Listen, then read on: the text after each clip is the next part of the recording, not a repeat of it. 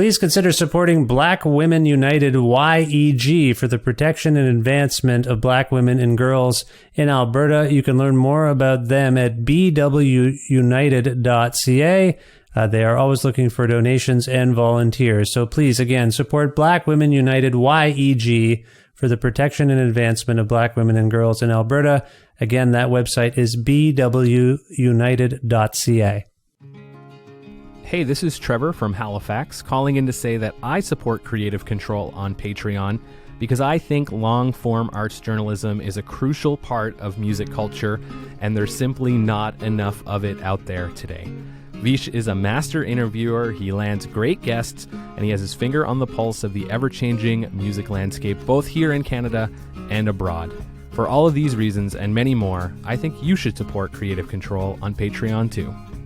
To make your flexible monthly donation to Creative Control, please visit patreon.com/Creative Control today. I'm Vish's wife, and I will love him no matter what you do. And now he has me on the record saying that.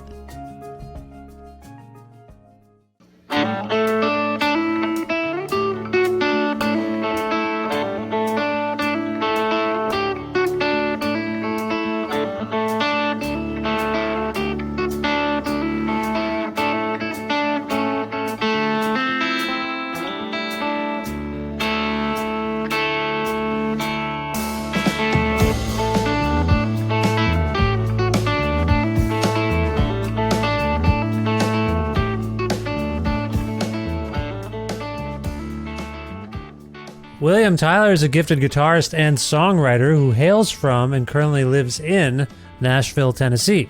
A one-time member of bands like Lamb Chop and Silver Jews, Tyler has been making beautiful albums under his own name over the past 13 years or so, including the soundtrack for the 2020 film First Cow, and at least one duo album, 2021's impressive Lost Futures with Marisa Anderson. His latest release is a really cool live album called Secret Stratosphere, which is credited to William Tyler and the Impossible Truth. Secret Stratosphere is out now on Merge Records, and William and I caught up again to discuss this record and other things like life in Nashville and Tennessee's recent gun violence tragedy and political upheaval in America generally, anti-intellectualism, selfishness, the fracturing of society, and how mass media contributes to it, truth and communication, why he wanted to make a live album, leading a band again, musicians and mental health, tour dates, other future plans, and much more. A part of the Entertainment One Network with the support of listeners like you who follow and subscribe to this podcast and spread the word about it, and make flexible monthly donations at patreon.com/Creative Control, which is the primary source of revenue for all the work that goes into this podcast each and every week. If you'd like to contribute in some way, you can at patreon.com/Creative Control, and thank you in advance for thinking about doing that. With additional support from Blackbird Music, a wonderful record store with locations in Edmonton and Calgary, Alberta, and very friendly staff will help you get whatever it is you need. You walk in there, you need something, they'll help you. Or you can go to their website, blackbird.ca, and you can order whatever you want. Say you want to order every single one of William Tyler's records. It's easy. Just type in William Tyler over there in the search box at blackbird.ca, see what it comes up. Maybe you have to go pick it up if you're in Alberta, in Calgary or Edmonton. Maybe they'll send it right to your house via the mail. You never know. Visit blackbird.ca for more information. Plus in-kind support from Pizza Trocadero, The Bookshelf, and Planet Bean Coffee, respectively, in Guelph, Ontario, and Grandad's Donuts in Hamilton, Ontario. This is episode 773 of Creative Control, featuring the lovely and talented William Tyler, with your host, me, Vish Khanna.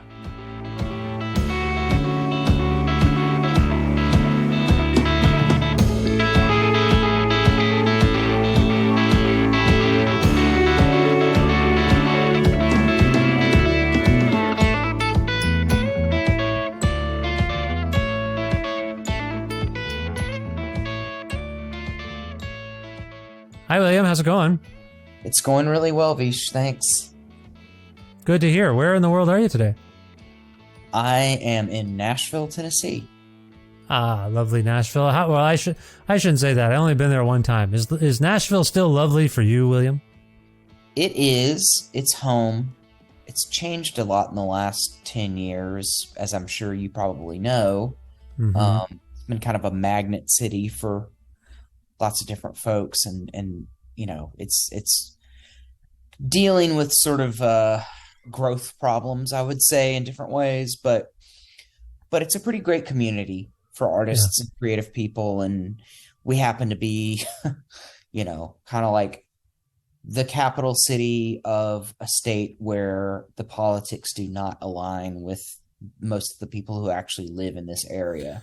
And so there's this, like, especially in the last couple months, there's been really just kind of a visceral, I don't know, just like feeling of, like who's actually running stuff, like we had this school shooting about a month ago that really galvanized people locally for stronger, reform laws about guns. And like most of the people who are in the state legislature are like very hardcore Republican gun nuts, It was just kind of like, well, yeah, but we're the ones saying we want this to be different because we're afraid for our kids, like it's been an interesting time to be back the last few months, I would say.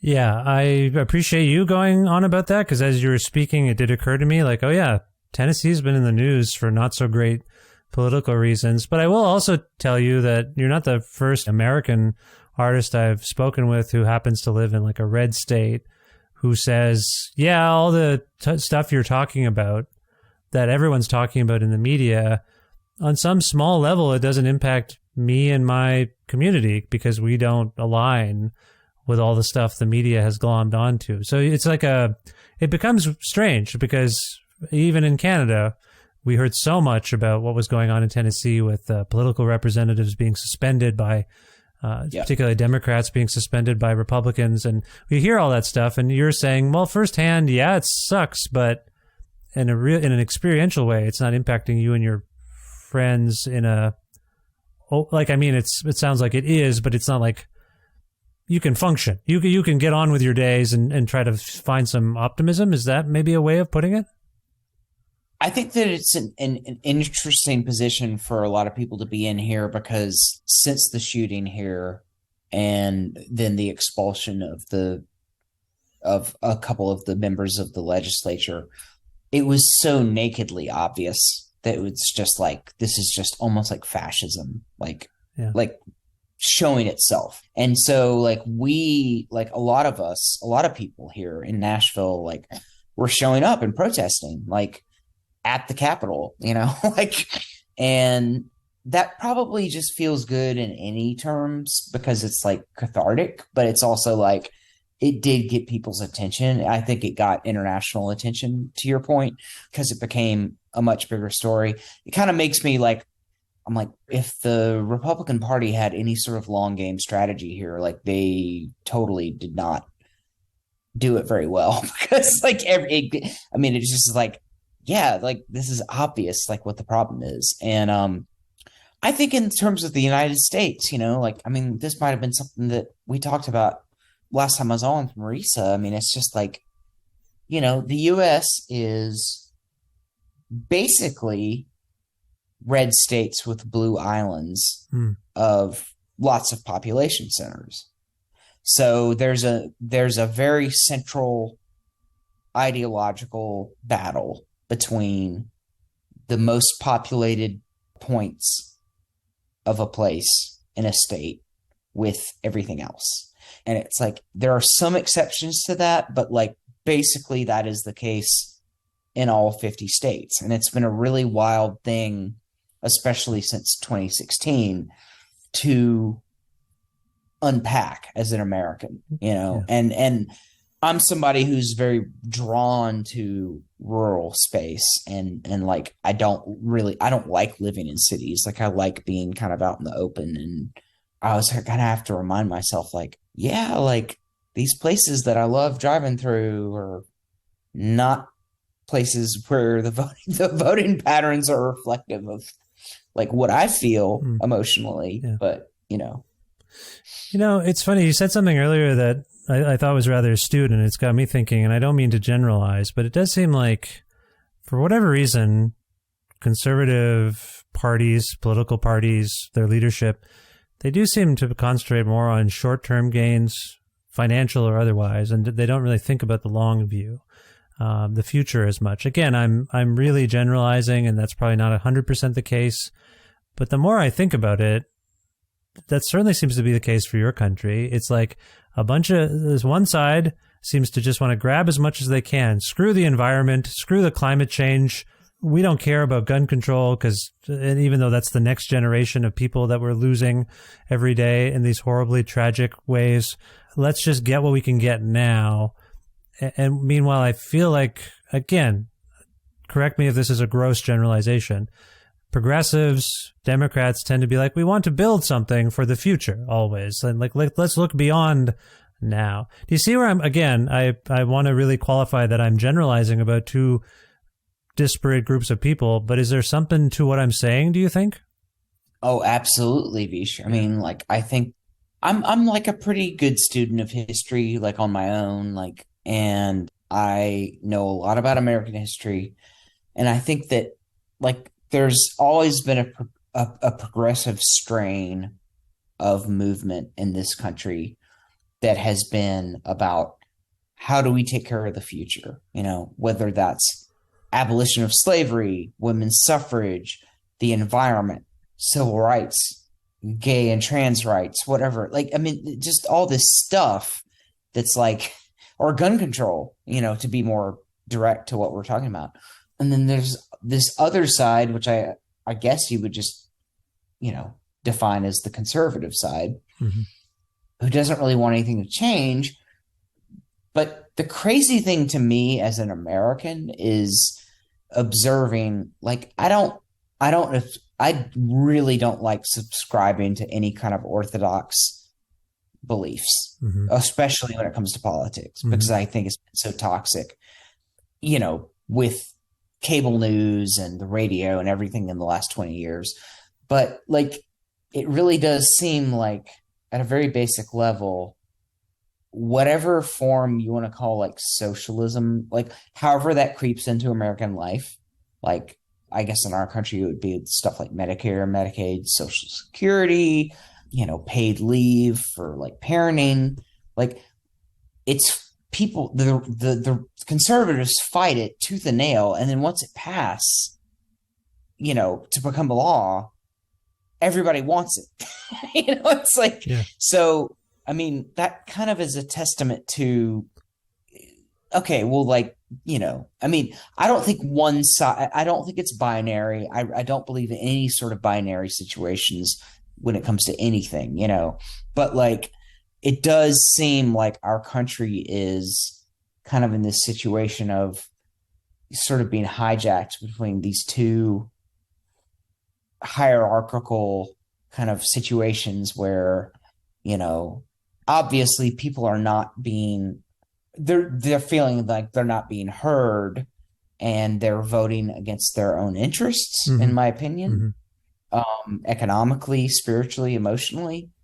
But that, that is as much of a failure of the left as it is of just kind of like, I think America just surrendered to capitalism, and in a very specific way within my lifetime. Yeah. Like, I was born in 1979, and there was still like a real idea of a social safety net. And it was much more akin to a model that I think is in line with like the rest of the free world, like Canada, Europe, whatever.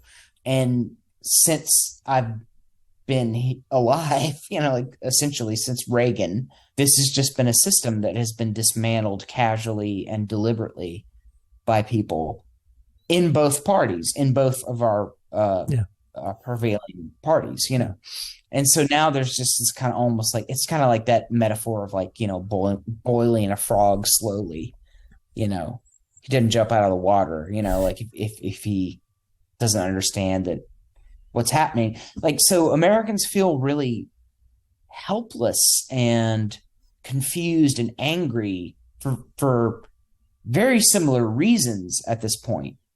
But like, their ideologies don't align, if that makes any sense. It does make sense. I think there was a time sociopolitically where you could give the opposite side of your ideology the benefit of the doubt, that they wouldn't do something so brazenly selfish or short-sighted, or that would be to the detriment of people. In your country's case in recent months, for example, deregulating the transportation industry so that trains, are less safe. Like, you would just assume no one would do that.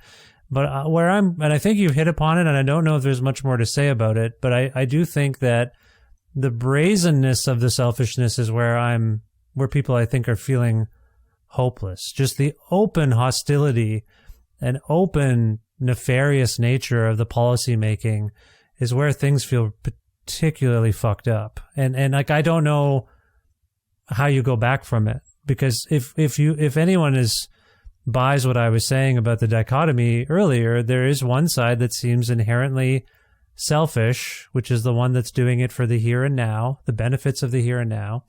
And I think when you're doing any kind of future planning for the next generation of people, voters, whatever you want to call them, that is ultimately a selfless thing. This is beyond me and my current existence. I want to put forth ideas and policies that will benefit future generations. That is not selfish. So I guess what I'm saying is, or what I'm asking you and William, let's let everyone know, we're not doctors. We're not political wonks. We're just dudes. Yeah. We're just dudes. Like, that's fair. But I don't know if I've ever felt like as much of a stalemate sociopolitically as I have now. And I don't know exactly where we all point to the pandemic as a huge turning point. And I think some of what we're talking about in terms of the way people approach that has amplified behavioral situations that I think most of us couldn't possibly imagine existed. But do you, just based on everything you just said and maybe where I'm going, like, do you see a way out of this? What is the way to...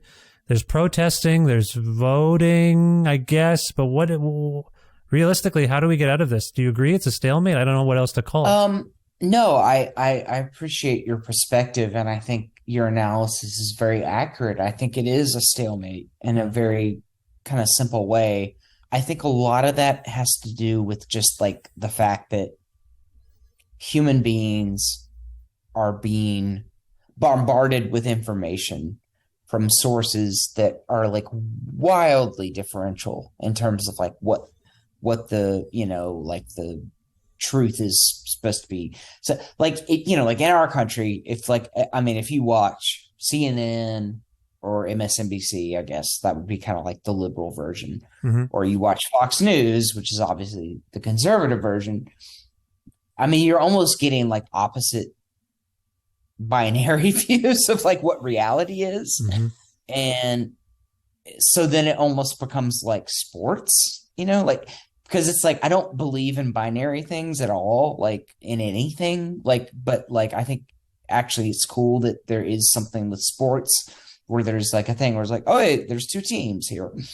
That's not the way that like life works though. And so I think that like you said this, like the pandemic just sort of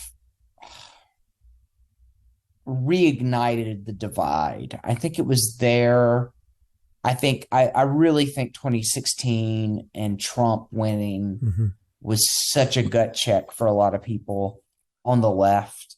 I mean, for me, it wasn't surprising. I thought he was going to win the whole time, but then he was president, and I was like, this is insane. Like, how is this guy president? Like, this is like, But then when COVID happened, it was like, oh, okay, well, now there's this thing that's like, there's no like, I mean, in my opinion at the time, there was no like oppositional reality to it. It's just like there is a new disease that is out in the world that can kill people. Yeah. And the fact that alone got politicized, I really do think that just sort of calcified, for lack of a better term, the divisions. Yeah. And I think as Americans, we're still dealing with kind of like the PTSD of that. And, I think there's fault on, I mean, like obviously the science was evolving the whole time. Like there's no like, I mean, it wasn't like somebody was like, okay, well, this is actually what's going on with this disease. Don't do this, do this. Like that evolved. That was like, but the fact that like, I really think it was like insane that Trump made that a thing where he was like, this is not a big deal. Yeah. Like we should just open back up. Like if he had, because the way most people I really feel are attuned to authoritarianism, biologically, probably because of family stuff. I think like if he had been like, hey, this is the thing, we got to shut down. There's this disease and like it's from China and everybody's got to stay inside and like if he'd been like the opposite of what happened, like yeah. I think he would have been reelected. Like like I think the only reason Joe Biden is our president right now is because of COVID. Interesting. Like it's literally that simple. You know what I mean? Yeah. Like it just seemed like, oh, this guy has a little more common sense and compassion. And so like a few more 100,000 people voted for him. Yeah. But even that was contested, because we had a riot or, insurrection or whatever they want to call it. Like, that there was not like we do not live, like I do not live in a country where there's a shared reality with about half of the people that I consider my, compatriots or fellow citizens. But I just so you don't feel alienated here, I think this is true of citizens all around the world now. People have lost friendships and relationships due to the fractured nature of how the information they were willing to accept. So it is really a situation where this all boils down to what people's relationship is with facts and logic. Yeah. And, as a fan of comedy and satire for most of my life, it's telling that that we can't tell anymore. You can't, the common phrase you would hear as people did things was, man, you can't make this shit up. Which, as a fan of comedy and satire, that hit me on a profound level. That's true. This seems like a sketch. This seems like the movie Idiocracy. This seems like all the stuff we were able to laugh at collectively. The know-it-alls. Like, remember the rise of mockumentary sitcoms over the last 20 years, from The Office onward, and all those Christopher Guest movies where, these people, these portrayals of people who are so up their own ass and so egomaniacal and so sure of themselves with having no right to be so. It's all come to pass. It's like people didn't view it as satire, I think, the way some of us did, in terms of, just different levels of media literacy. Like, I feel like a lot of those kinds of people are now in power. The jokes, like the people we would all laugh at, became the talking heads on TV, or the politicians, the leaders. Like, look at I just wanted to say, this isn't only happening in America. The fringe, the so-called fringe and cartoonishly stupid political figures that we keep hearing about in your news cycles around the world, like I don't want to say all their names, but I think you know who I'm talking about. Every week there's some buffoonery or some lack of decorum from some of these folks. Like clowns, absolute clowns, have gained power because the only thing I can think of is some people took the things that were satire or laughable, like a failed millionaire becoming like a game show host. People took that more seriously than we thought they would. And so it has just led to this bizarre intellectual decline. And now we're all paying for it with lives. People are losing lives over this bullshit. I did not think we were going to go down all of these roads, William, but then knowing us, maybe I should have remembered this is where we go. But I just don't know. I think we both agree there's no solid way out of this. I appreciate you acknowledging what I'm seeing, but I want to once again convey to you that this is not an American phenomenon anymore. It's happening here in Canada. It had, God, remember our mayor, Doug, or what? No, that guy, not Doug Ford. We got a premier, Doug Ford in Ontario. His brother, remember Mayor Rob Ford from Toronto? Yes. Yeah. See, you're not. That was almost like an American stereotype of a political figure. And, you know, it's I'm just saying, this is spreading. This, I don't know how to, it's like a cult of, I don't know. It's not, I don't want to disparage people, but people are not smart is the way I read a really interesting book recently about the kind of the phenomenon of like television. So it was written in the 80s. It's called, what is it called? Amusing Ourselves to Death.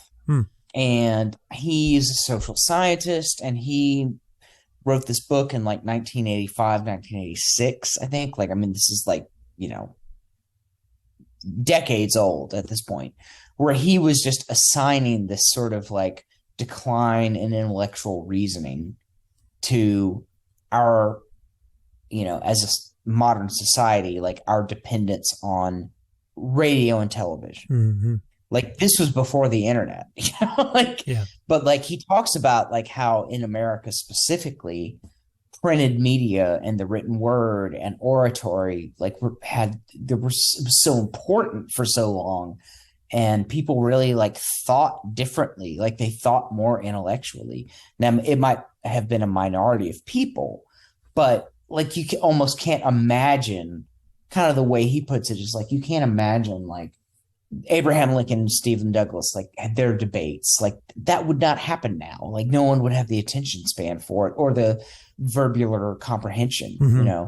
And so he puts the blame on television. It's just like, okay, this is a thing. It's in everybody's house and it is entertainment, but it's also selling you something, and it is contextualizing all of this incredibly radically different information, like in a way, like, oh, there was like a mass murder today, and oh, there was like a famine in Africa, and like, oh, here's a commercial for Budweiser, and like, here's Sesame Street, and it's all just like, how are you supposed to emotionally compartmentalize that without feeling just sort of overwhelmed? And I think I think social media and the internet has just, I mean, put that stratospherically past that point. You know, I think that we don't have these shared realities that we used to have. I don't know. I mean, I can only speak as an American and as someone who, you know, grew up. I mean, I'm trying to remember. I think my senior year we had the internet, like in high school. Like I sort of like got to computers like at 17 or 18, but you know, at this point there are no shared realities. There's like whatever reality mode you want, you know, there is something for that, even if it's virtual reality or AI. Yeah. And so like, I don't know how we organize a society that's really caring and galvanized, supportive around that, you know? Yeah. There was like a brief window at the onset of the pandemic where I thought we were all helplessly galvanized. Same. Like we all had to be like, well, we don't know what's happening. And so I thought it was interesting, and I've talked about this before, that the earth itself, because we were all shell shocked and couldn't do the stuff we normally do, the earth itself started to exhibit healing. Clear skies, animal species returning from wherever they've been hiding. And it was a really weird time. So like you can blame it on a fractured media landscape, perhaps. Like what you're describing about how in a day, if you're, who was it on my show recently? Carl Newman from the New Pornographers was talking about the Twitter feed being so ridiculous that in the morning a news story breaks and it's a tragedy, and then as the morning goes on, there is that kind of reacting emotionally and intellectually to the tragedy. Then maybe midday it's politicized. Then by the end of the day, people are joking about it. And it's all the same information, and it's on the same platform. And as you were talking about television, I can't help but think of it like, you know, I get home from school. In my case, bizarrely, as a young person, the syndication that I was interested in was like a weird block of The Simpsons, Cheers, Night Court, like these pretty adult-oriented shows. But it was sort of similar, like what you're describing. The show would be on. It would be sort of some measure of cynical escapism in my case. And then the commercials would come on.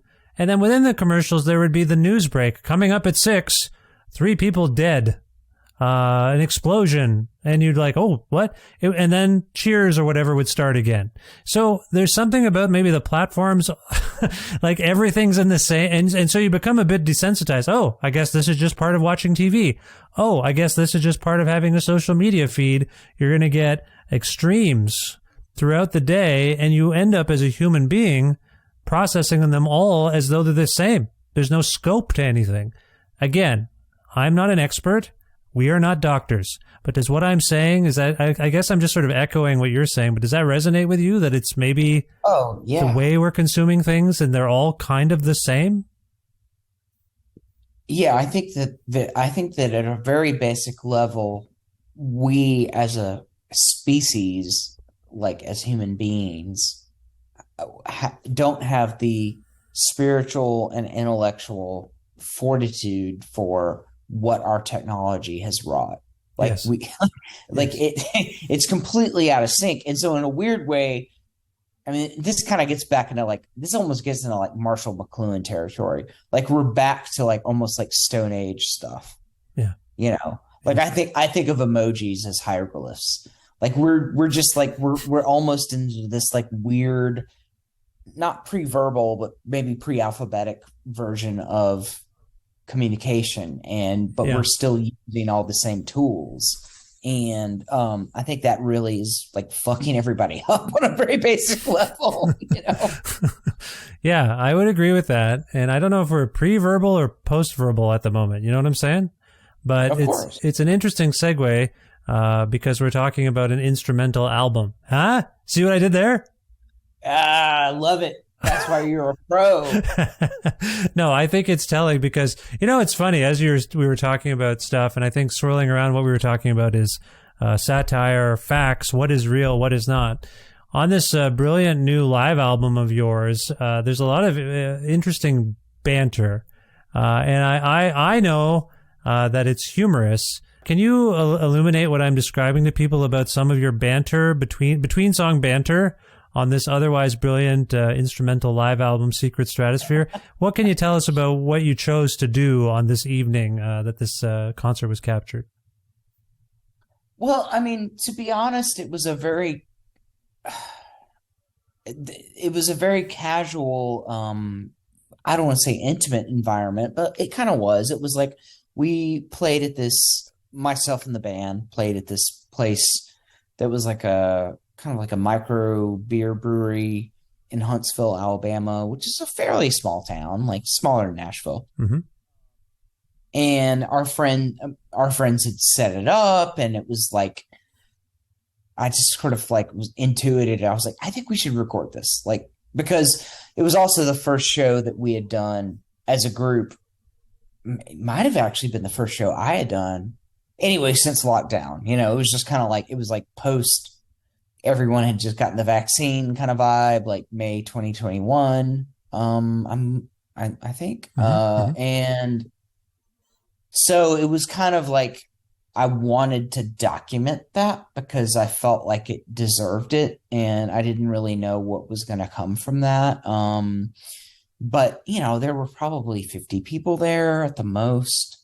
And so, you know, I do try to incorporate a lot of humor into the way I talk in between songs, like, you know, when I'm playing solo or with the band, because the music is instrumental and sort of, you know, a little cerebral at times, but not, you know, like not super brainy necessarily. It's just like, I just feel like I like the sort of check marks of having just some like funny things to think about, like when you're going into a song, you know, or coming out of it. And I mean, that if I was an audience member, that would help me. And so I think as a performer, that's something I've kind of leaned on for that reason. So just to specify, and I don't want to ruin anything for anyone who hasn't dug into the record, you do identify these songs as maybe not being your own. Is that just a general way of putting it? Yeah, I mean, well, I'm not sure like how you mean that actually, to be I totally feel honest. like in a couple of occasions you suggest songs that you play, which as far as I can tell are all composed by you, might be covers or something by others. Well, yeah. No, I understand. I mean, they're all like I feel like I have like genesis points for a lot of the melodies I come up with that are definitely pre-existing things, you know. Okay. Even if it's just like 5 notes. And like that might be how I come up with a riff or something that like then that becomes a song, but I don't Oh, so there's some for you. Again, I don't want to ruin the surprise of listening to the experience, No, but no, for no, you, for you, it's a little bit of a nod to an influence when you say, "Well, that was our version of blah blah blah by blah blah blah," or whatever you say. I'm not only Yeah. paraphrasing; I'm barely using words. But you when you make those little jokes, which I found amusing, when you would cite these other artists, to you, that's not necessarily. Wow, I think what we're hitting upon is satire, where I don't know. There's a grain of truth to your joke, is what I guess where I'm landing. Is that a way of putting it? Yeah, absolutely. I mean, I kind of feel like that a lot of what comes to me when I'm writing songs, I mean, they're definitely echoes of pre-existing things.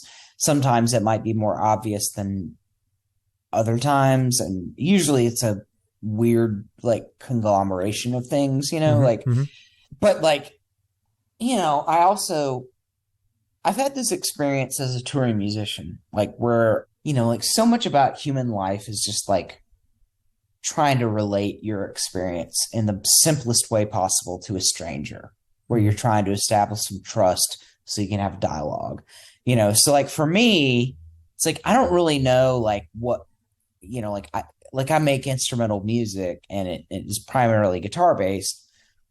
But it's like I don't really like when I meet somebody like a Uber driver or just like somebody at a show or a bar, like I don't necessarily want to get into like, you know, well, do you know about Brian Eno? Do you know about Terry Riley? Do you know about like Fahey and Sandy Bull? You know, so I just think like, oh, well, like what are some things that pretty much everybody can like understand? And so like my usual response is that I make music that sounds kind of like the mellow parts of Pink Floyd and Led Zeppelin without any lyrics. And people are kind of like, oh, okay. You know, like, and I think that's not inaccurate, you know, but it's just sort of like, I really, it's important to me to create a safe relational space to talk about what your art is, you know, without like trying to explain it too much, but also not to be dismissive. And I probably err on the side of that, but you know, I don't know. I mean, like, I feel like you and I could like go super deep on like esoteric musical stuff, you know, but like when you're like just trying to like have a 5-minute conversation with somebody about like what you do for a living, and you're like, I play guitar, and you're like, oh, you sing? I'm like, well, I don't sing actually. Like, this is what I do. I'm like, how do I describe this in a way that's not gonna like close the conversation, but like not make it weird, you know? and it's like, well, yeah, like acoustic, like, yeah, it's like Dave Matthews, but like when he's not singing, like, I don't, you know what I mean? Like, I'm just always trying to find like the not the lowest, but like the most obvious common denominator to just be like, this is what it's kind of like spiritually, even if you haven't heard it yet, you know? No, it's a certain, I appreciate that. There's a certain nobility to providing some potentially more accessible points of entry for those, you know, you're doing it for 50 people in a room. I gather those 50 people were familiar with you, but there's a chance not all of them were. And to me, it comes across rather as funny. And, but what I'm learning now is that it might also be a bit instructive. For those who were like, oh, maybe that was a song by so-and-so. That makes sense to me now. And then maybe they figure out later that, oh, it's not that, but there's a lineage here. Anyway, I also think it's funny, given our earlier discussion about facts and the way people process information, that you named your backing band The Impossible Truth. Am I right to think there's some humor in that? Well, I mean, there is, but it actually was very specifically the idea of Luke Schneider, who plays pedal steel in our group, and the two of us have been friends for like 20 years and collaborators for a lot of that time in different bands. And he had said to me, like, I remember like in January of last year, kind of like, hey, why don't we just call this thing something else? Like, it's not the William Tyler Band. Like, it's like Neil Young and Crazy Horse. Like, it has its own delineation that where like people are like, oh, that's what this is, you know? And I thought that was such a brilliant idea, and it was not my idea. It was his idea. And we kind of went back and forth on like what to call it. And then everybody just sort of concurred on Impossible Truth as being like a really cool band name. And I mean, that is an album title of one of my solo records, but it just felt like a cool, like, because it could be like, well, like it could be like The Truth, you know, almost like The Time, like Prince, or something, you know, just like, but like it's been really healthy, I think, and cool for us as a band to sort of keep this thing a little bit separate from like whatever the William Tyler solo stuff is, or collaborative stuff with people, because it is a very specific thing and a different dynamic. And like most of it is my music interpreted through this, you know, form of a band, but it's not like, it is a very collective thing. It's and I never felt comfortable just being like, yeah, it's me, William Tyler, with a band. Like that felt a little not, you know, like not accurate or something. So I like the fact that it's kind of has its own identity, and I would hope that that would just grow and that we kind of build on that. I appreciate that. You mentioned Luke. Did you want to talk about the other members of The Impossible Truth? Oh, absolutely. So Jack Lawrence plays bass guitar. He's been in, God, I mean, so many bands. Like he was in the Greenhorns, Raconteurs, Dead Weather. Like he's kind of been in the third band Jack White world for a long time. Has lived in Nashville for a while, and we've been friends for years, but I can't remember when like he started playing with us. It was 4 or 5 years ago, I think. No, it was before COVID. So yeah, it was definitely 4 or 5 years ago. But yeah, I mean, he's just the best. He's amazing. And then Luke Schneider, who I mentioned, is the pedal steel guitar player. And he is and has been a session musician sideman for a lot of pretty notable people, like especially Margot Price. And right before COVID, he was doing Orville Peck's kind of touring thing. Yeah. That kind of all fell apart because of COVID, obviously. But Luke also really has like a cool, very specific, very focused lane of like ambient pedal steel based music that he does under his own name. And it's great. Like he has one album out on Third Man, and he's working on another. But he and I have been friends for years and years. And then Brian Kotzer is the drummer. And Brian and I also have been friends for, 20-something years. But we were members of the live version of the Silver Jews together for whatever that was, like 3 or 4 years.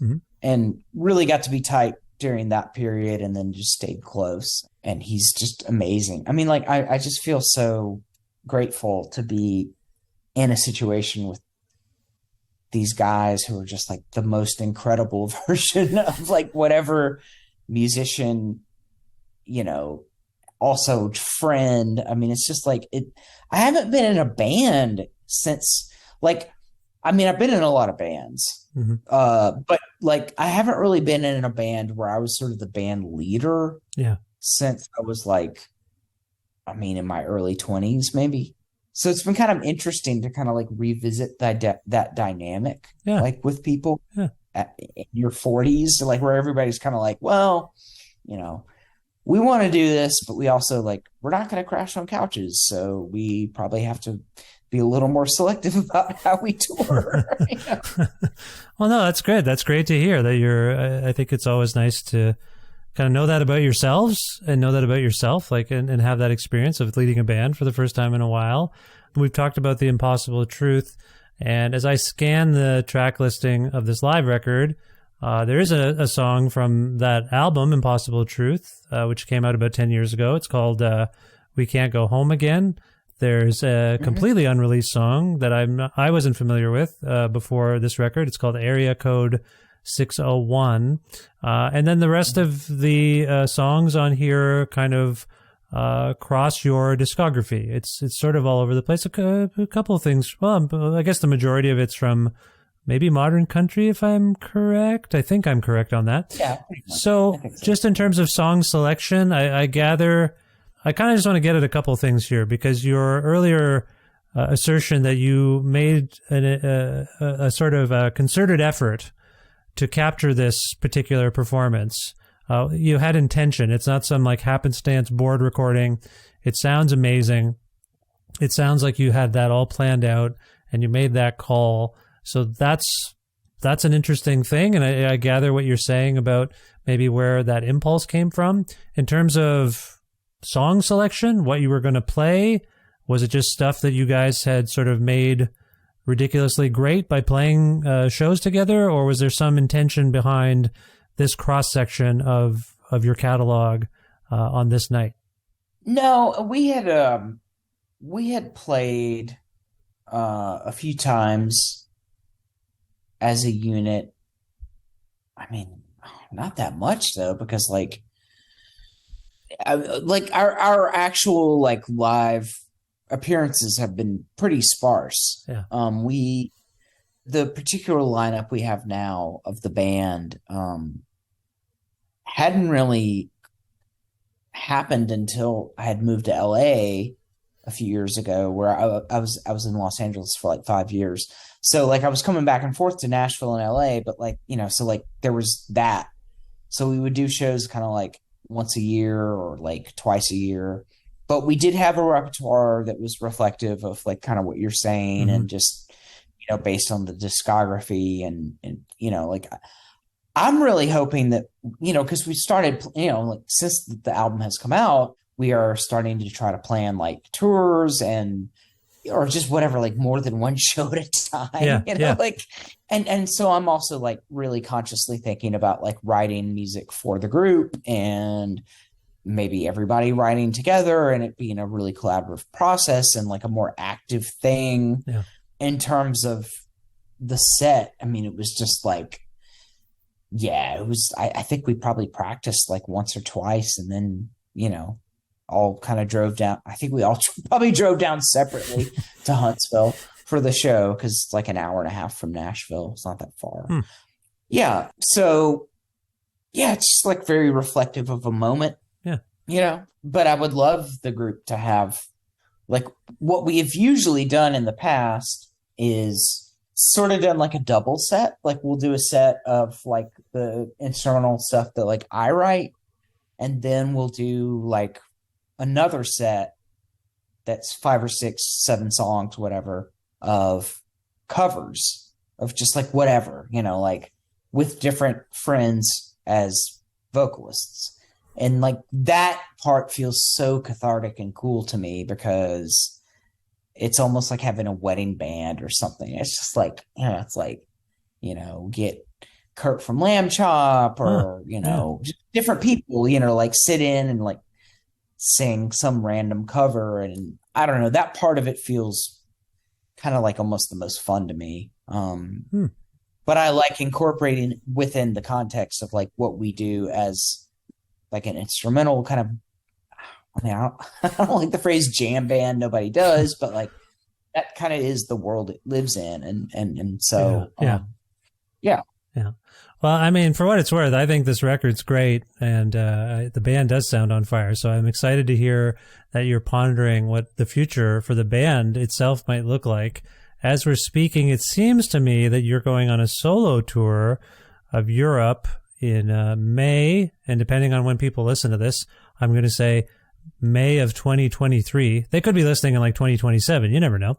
So I hope you so. never know. It happens sometimes. People say, "Hey, I heard that episode you did," and I say, "The one from 8 years ago." I guess that's the nature of the internet, which is fine. I'm not complaining, by the way, for anyone listening. Go back, find things. All I wanted to get to, and I'm sorry I started rambling about this. William, you've got solo shows, I think, from between around May 3rd and May 18th, at least, is what I'm seeing in Europe. Is that accurate? Yes. Nice. Yeah. So, but but as you said, they're solo shows. Yes, they're not. They don't involve the band. Do you have other future? And so, sorry, you referenced pondering the future with this band. Do you have other future plans beyond these tour dates or anything else you want to talk about? Just so people know what you're up to. We're working on some stuff in August. I think going up to the East Coast of the States, not necessarily to Canada yet, but like, trying to do some regional stuff and then some like Northeast stuff like Philly and New York and Boston, stuff like that. And everybody is pretty flexible and on board with doing things. So I'm just trying to kind of honor that and work within that space. And deal with the, obvious financial and logistical complications of living in the COVID era. Yeah. It's really made touring hard, man. It really has. Like it's Maurice and I like navigated it as well as you can. And we still had stuff that was just like, yeah, that got booked. Now it's not gonna happen now. That is the deal, Yeah, I hear this all the time, as you might guess, from people. But I also hear the other side of it. Like, oh, no, everything went fine.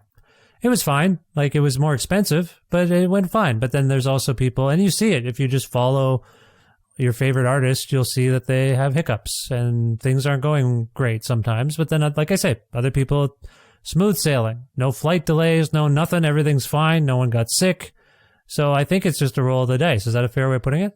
It's very much so. Yes, I think it's very much just chance at this point. Yeah. I wish that we could sort of societally get to some point of like, liability versus what's actually just, this is the only thing I've ever experienced. And assuming for you and most of the people listening, where it's like, it's like, okay, if you have this thing, regardless of whether you're symptomatic or how sick you are, like it shuts everything down, doesn't, I mean, I have been on tour for, as I've said, over 20 years. And there've been many times where I got sick on the road and I got other people sick and we just went through it, and like, this is obviously not that. Like so I think it's really shown a light on just like the fragility of like what the music business is for a lot of people, especially at like a level that's not, where there's no safety net, for, it's just like, oh, you canceled a tour where like that was what you were going to make, that was how you were going to live for a couple of months. And a lot of people on so many different sides of the spectrum in any genre are dealing with that. And I have a lot of sympathy for that. Yeah. And I think there's a larger conversation to be had about kind of the mental health costs of that for everybody, regardless of whether you're in the creative industry or not. But, it's just gotten a lot harder. But I will say the upside of that is that people, I think, are a lot more forgiving and more flexible. And so there's kind of this almost like tacit understanding of like, oh, well, this isn't going to work out because of this. And people are kind of like, okay, that's fine. Like, instead of acting like, you didn't show up to the wedding, or something, like. I want to say, William, that I really appreciate you articulating all of that because both because I think it's very important to do so, but I will confess to you that I have gone on little runs like you just went on, and the feedback I get is that I'm being depressing. And like, people don't even want to talk about this stuff. And I'm not a touring musician, but I talk to enough that I feel like I'm relaying these experiences to my listeners. But I'm telling you, people are like, why are you still talking about this? And I'm like, well, because it's not done. And there's still long-term impacts. Like what you're describing isn't necessarily the long-term neurological or cardiovascular stuff that people don't want to think about. It's the fact that as a musician and as an industry, this infrastructure we're in is being attacked by this too.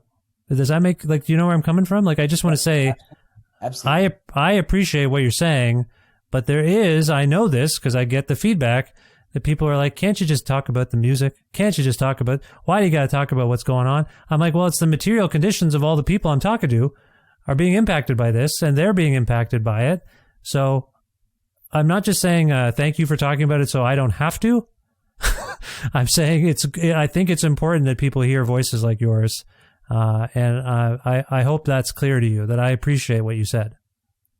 I appreciate you saying that, Vish. And I do think it is like part of a broader conversation about vulnerability and accountability that need to be addressed. And at a time when we have this society, which maybe is, like I can only see it through an American lens to a degree, but it's so self-absorbed. It's so narcissistic. It's so about consumer orientation and self-promotion.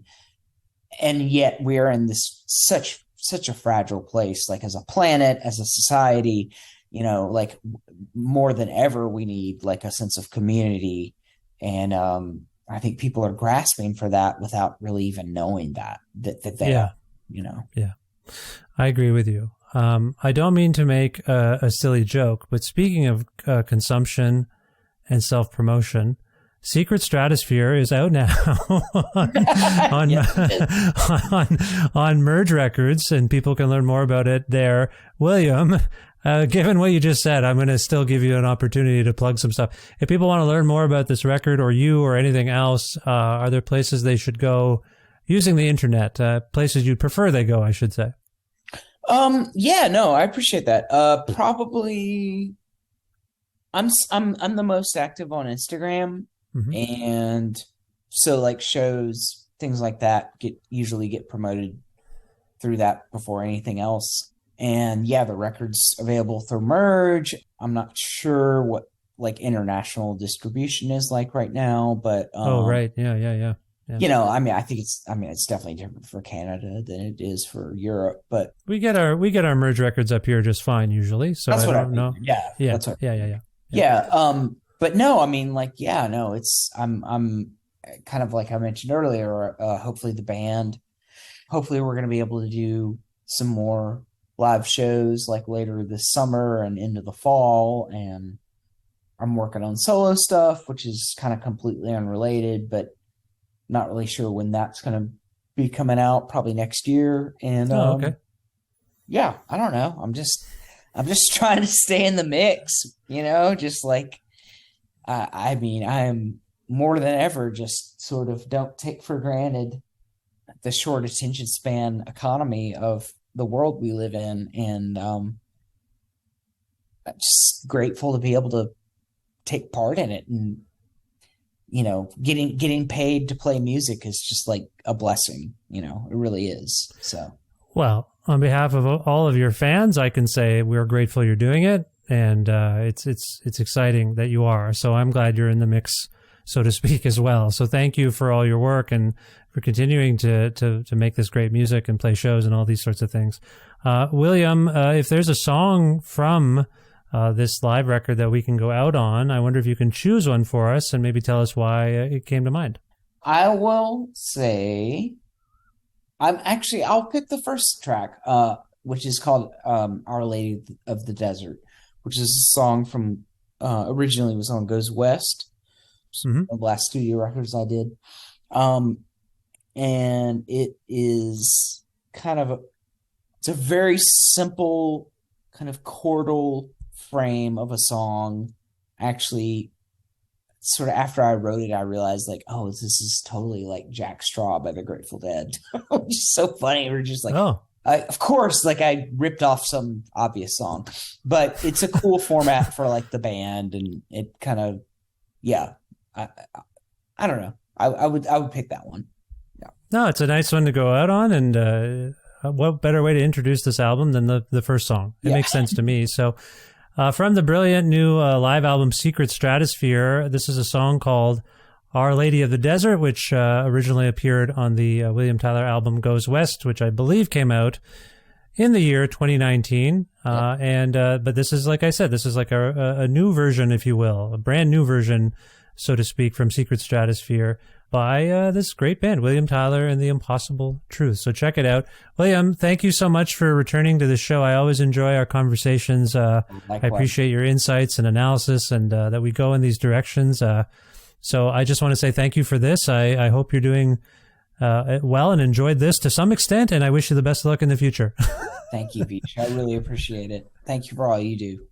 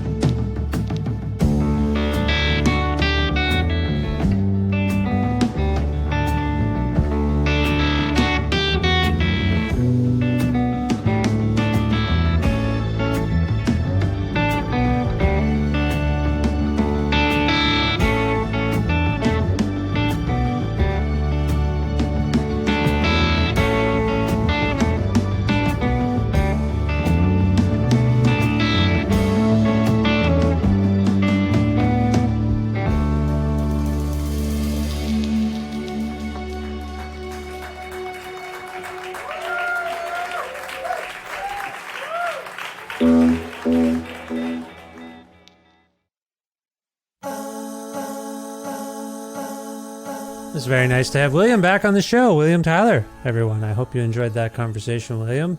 And the songs you heard, or you actually got to hear a whole song there from Secret Stratosphere. Thank you, William, for being back on Creative Control.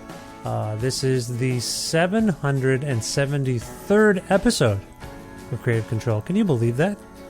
Is anyone else counting? I'm the only one counting, I bet. Maybe you can not believe it because you don't care as much. I don't know. I feel like I should count them. I just started counting them, and now I can't stop. 773rd episode of Creative Control, the podcast, which is part of the Entertainment One podcast network and is available wherever you get such things, podcasts. If you can't find an episode you're looking for, or if you want to learn more about me and sign up for my monthly newsletter, please visit vishkhanna.com. You can like Creative Control on Facebook. There's a page. You can also follow the show on Twitter currently at Vish Creative, or you can follow me currently on Twitter and on Instagram at Vish Khanna. Also, please visit patreon.com/Creative Control to make a flexible monthly donation to sustain this podcast. That is the primary source of revenue for all of the work that goes into this podcast.